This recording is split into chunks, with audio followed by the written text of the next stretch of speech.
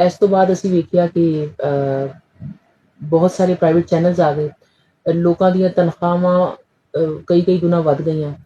ਉਹਦੇ ਬਾਅਦ ਅਸੀਂ ਇਹ ਜ਼ਮਾਨਾ ਵੀ ਵੇਖਿਆ ਕਿ ਇੱਕ ਡਿਕਲਾਈਨ ਆ ਗਿਆ। ਐਡੀ ਸੈਂਸੇਸ਼ਨ ਕੀਤੀ ਪ੍ਰਾਈਵੇਟ ਚੈਨਲਸ ਨੇ, ਝੂਠ ਦਾ ਕਾਰੋਬਾਰ ਵੀ ਸ਼ੁਰੂ ਹੋਇਆ, ਬਹੁਤ ਸਾਰੇ ਚੈਨਲਸ ਨੇ ਇਹ ਕੰਮ ਵੀ ਕੀਤਾ। ਲੋਕੀ ਖਬਰਾਂ ਦੇਖ ਕੇ, ਸੈਂਸੇਸ਼ਨ ਦੇਖ ਕੇ ਤੰਗ ਆ ਗਏ।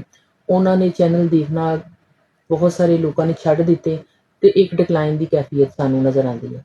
ਹੁਣ ਅਸੀਂ ਇਹ ਵੀ ਸੁਣਦੇ ਹਾਂ ਕਿ ਲੋਕਾਂ ਨੂੰ ਚੈਨਲਾਂ ਤੋਂ ਕੱਢਿਆ ਜਾ ਰਿਹਾ, ਨੌਕਰੀਆਂ ਜਾ ਰਹੀਆਂ ਨੇ, ਸ਼ਰਿੰਕ ਹੋ ਗਈ ਨੇ ਇੰਪਲੋਇਮੈਂਟ, ਔਰ ਤਨਖਾਹਾਂ ਨਹੀਂ ਮਿਲ ਰਹੀਆਂ। ਤੇ ਵੱਡਾ ਚੇਂਜ ਤੇ ਇਹੋ ਹੀ ਵੇਖਿਆ। ਬਾਕੀ ਇਹ ਕਿ ਮੀਡੀਆ ਦੇ ਕਿਰਦਾਰ ਤੋਂ ਔਰ ਉਸ ਦੀ ਅਹਿਮੀਅਤ ਤੋਂ ਵੀ ਇਨਕਾਰ ਨਹੀਂ ਕੀਤਾ ਜਾ ਸਕਦਾ।